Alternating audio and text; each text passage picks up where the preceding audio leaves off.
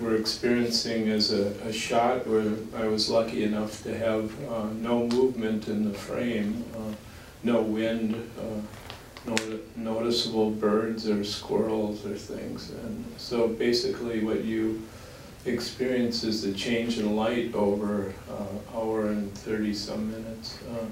This is one of those newfangled cinema screens that's very, very bright, so I didn't quite get the black that we needed at the end, but these are made for dominant cinema, where that's the proper kind of screen, but nevertheless, I think you get the idea.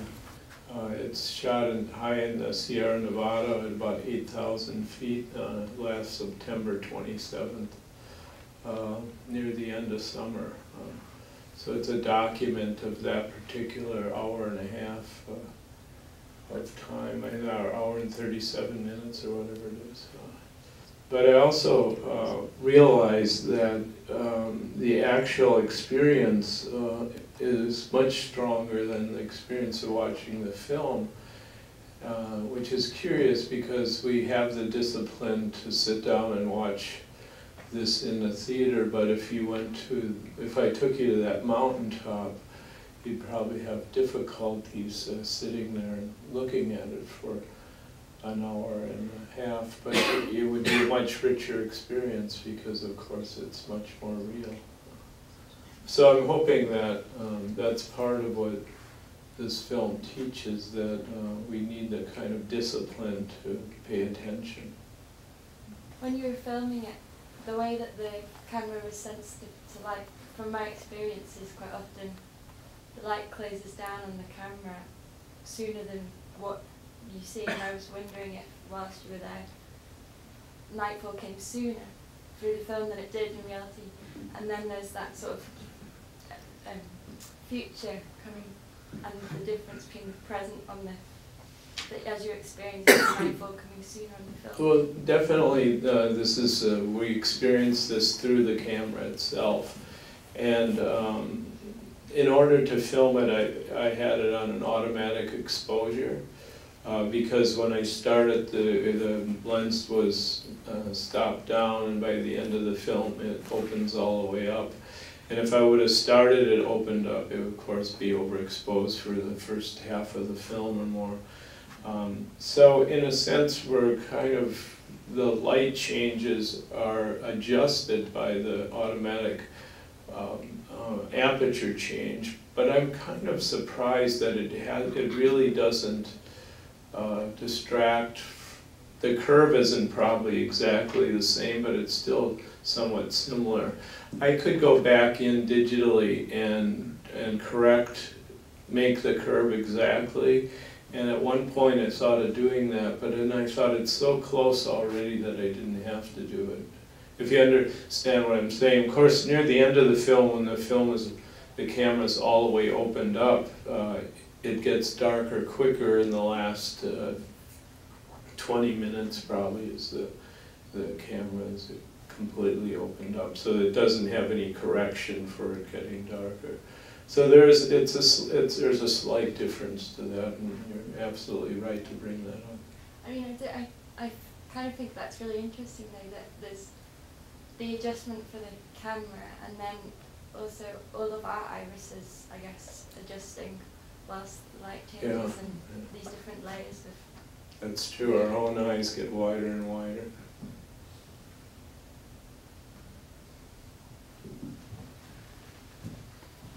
It got me thinking, what were you doing at that time? Did you just, where were you? Did you go away? Did you go far from the camera? Were you far? Well, that's an interesting story, actually. I shot this on a on a Friday, and then I went back. I lived near there. I went back down and I put it into Final Cut Pro, and then I didn't like the shot. There was slight wind in the first time, and there was a branch that was in the corner moving, and I thought, oh, I can digitally remove that, that's pretty easy to do. And then I thought, well, it's probably easier to drive back up there and do the shot over. So that's what I did. I went up and then I I broke that branch off. But there was no wind that day, and I got up there about an hour early, set up, and then I went for a walk, and I was maybe 100 meters from where the camera was, and I ran into a fairly large rattlesnake that was about this thick around and from here to there long.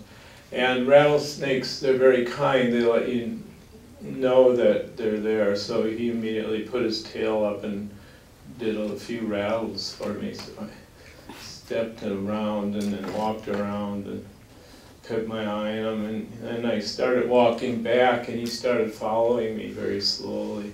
And then, so I went back to the camera, and then I went back to where the snake was, and it was about 20 meters closer.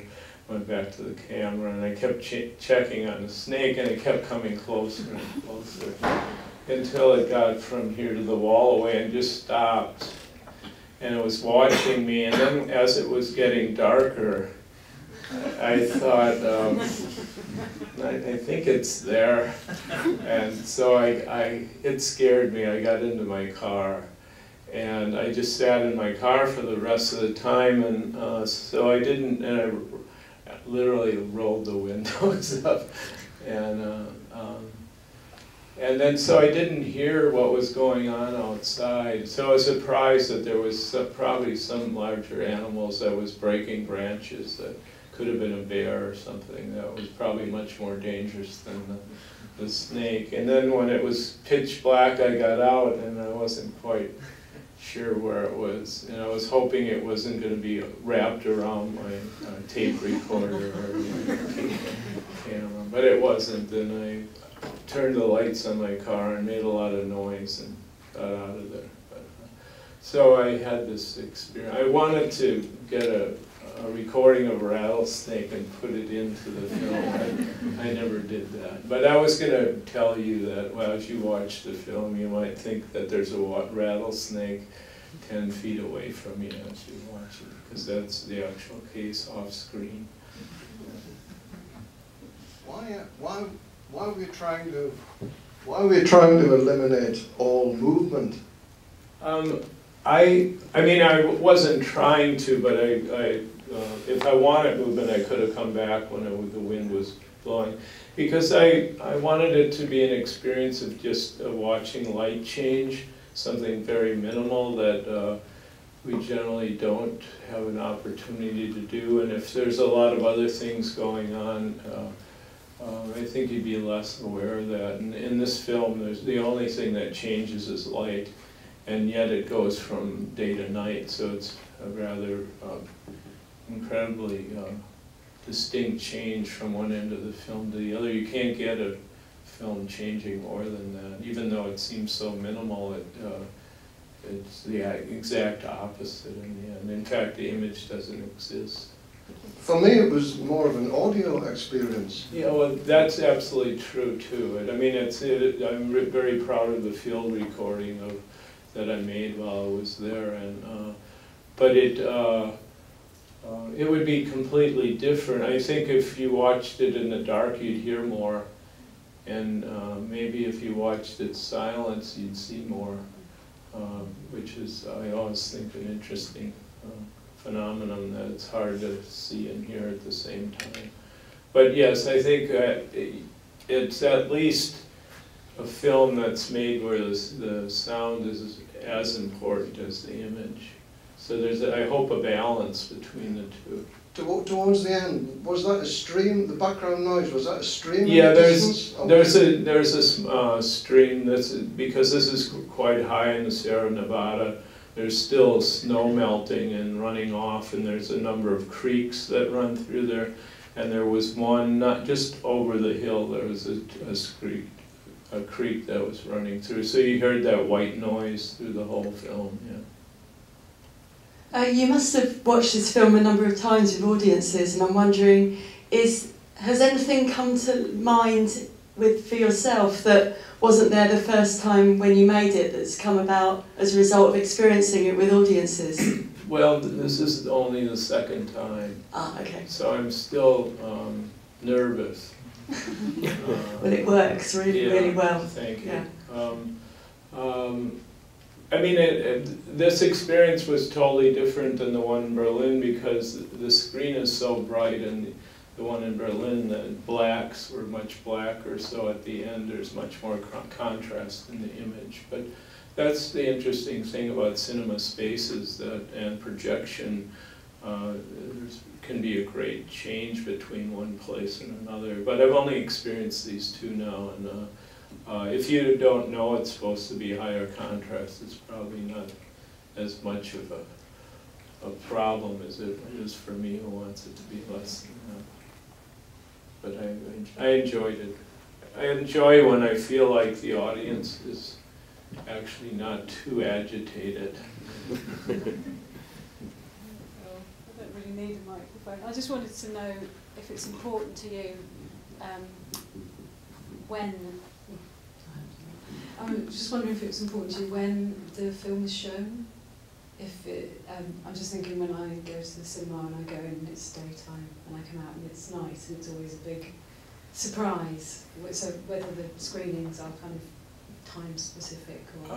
In this case, we have a genius for a festival director, and she was very aware of that. And when I showed it in Berlin, we showed it at 8 o'clock, but I think this is a much more marvelous situation where the audience has the same experience. And, yeah.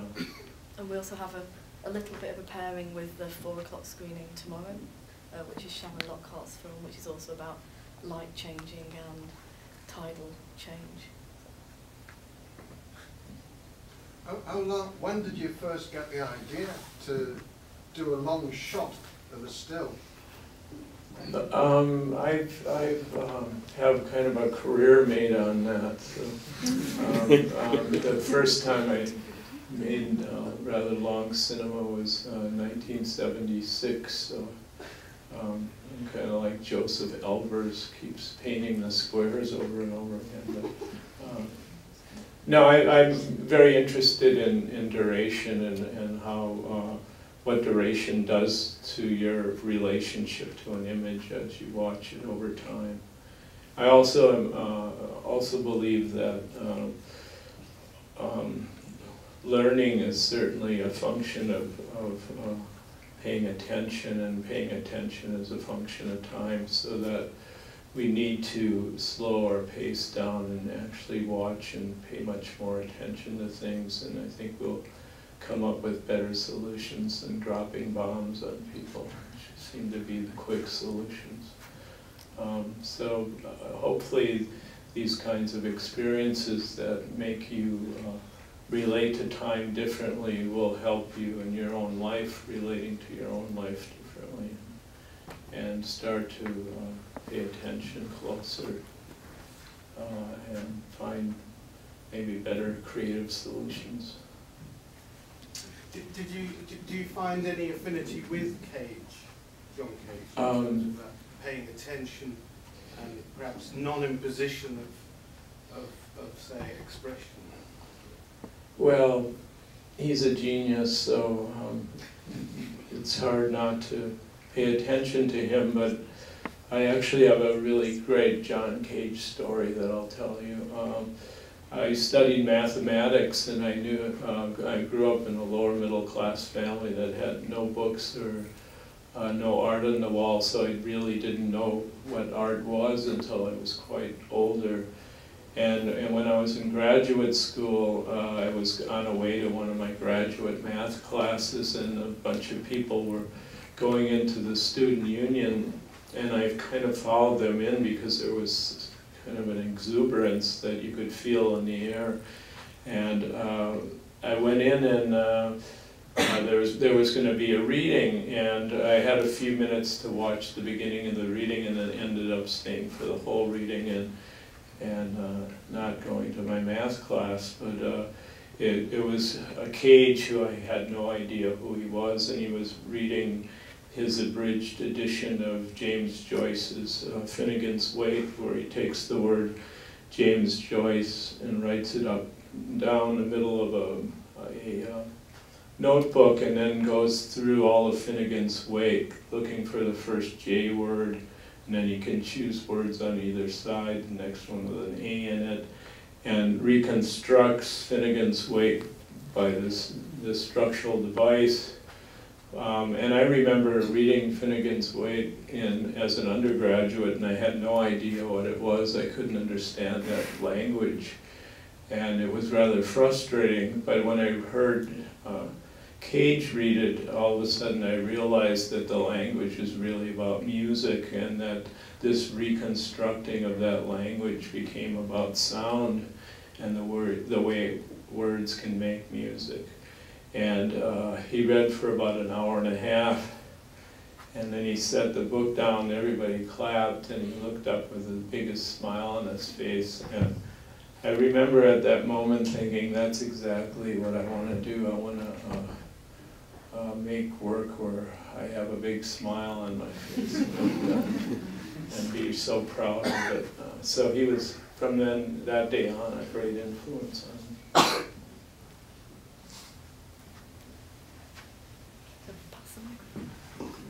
I think it helps people at the back here. I just want to make a comment going back to your earlier discussion about viewing this type of landscape or sequence of time in the open or in a contained space. And I've done that in the landscape on occasions, and it's a very different experience, as you say, to being in the cinema. And I think it's not just the stillness of the shot, but it's also the stillness of the viewer, and being in a contained environment. And I think you're much more aware of what's happening physically to yourself viewing it than when you're in the landscape. And at one point I felt a little bit like the cows in Tacita Dean's Eclipse film, where they were reacting to the light changes and the animals lay down and slept and then woke again. There's this sort of almost like a waveform pattern that you experience as you go through the different light changes, and I found that really interesting. Thank you. I appreciate that kind of viewing. I was wondering, you said about attention and forming a specific type of. You said about you said about attention, and you also said that's what the film tries to teach, and people have said about making them be aware of their own physical presence. And I was wondering, it seems like there's a strand of sort of meditative thinking behind the works, and I was wondering if you got to the way of making work through that, or whether that influences your making of work, or whether that's something you hope the work engenders. So that's quite a lot of options, but I have anxiety, and this calms me down, but this isn't a reflection really of how I live my life, but it's a reflection of the way I'd like to live my life. I'd like to be able to, I strive to pay more attention, but it's difficult. I think that's what you're getting at. It teaches one thing, and then can I do what I teach? That's another thing. And I'm hoping it works on me too, because I think we all need to slow down. It seems to me that the audience really make a difference to the work when you're experiencing it, because I go to a meditation class, and I feel that one reason why the meditation works is because you're there with all the other people and you've made a commitment that you're all going to be quiet, and you're actually going to do it and be quiet, and you're going to concentrate in that way. And to me this is totally the same as going to the meditation class, that you all sit there and you have this shared experience that you're going on this similar sort of transcendent journey, or whatever you want to call it, or an internal journey. So it seems like the audience is actually quite important for this.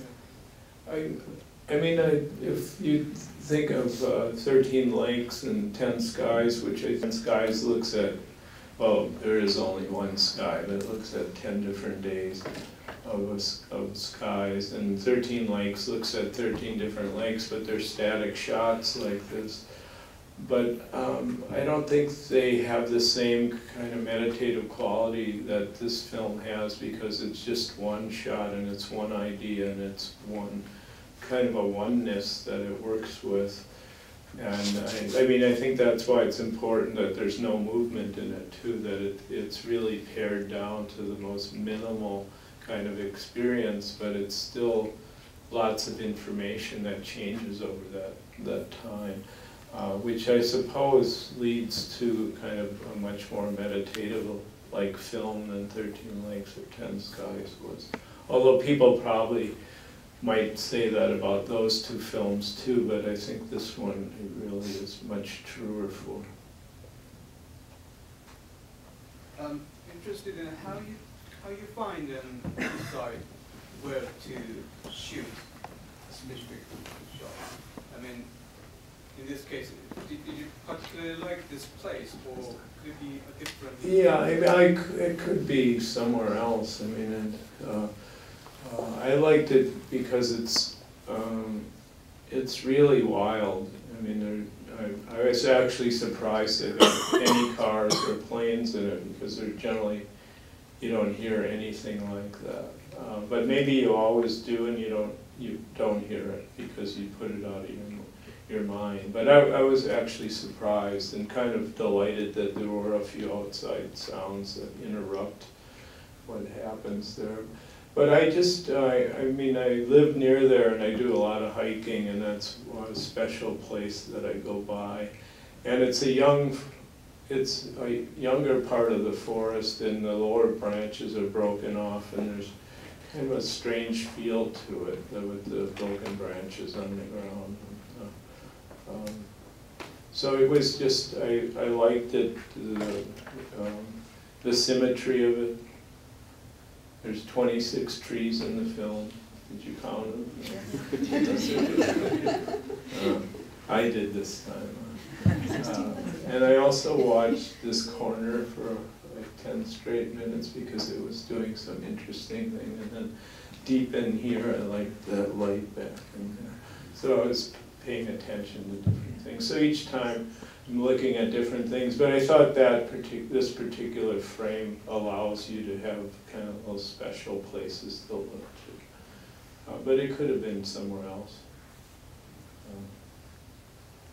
I think we've only got time for one more question. How did you pick the duration? How did you decide? Well, the film ran much longer because I was afraid to get out of the car. But when I got it back, I realized, oh, it's black now, so I better, I'm not going to make you sit through the last hour of black. I mean, you could have started earlier. Yeah, I pretty much cut maybe 5 minutes off the beginning of it. I wanted to start where there was still sun on the trees, so in the very beginning there's sunlight it's apparent that the sun is up, and then, but I didn't want to be in that time of the day very long, so I cut off the head of the shot, so you'd only have sun for maybe 3 or 4 minutes. And then, It wasn't with the cinema in mind, but it's the length of a regular film. No. The actual time of going from light to dark is really what made me choose that length.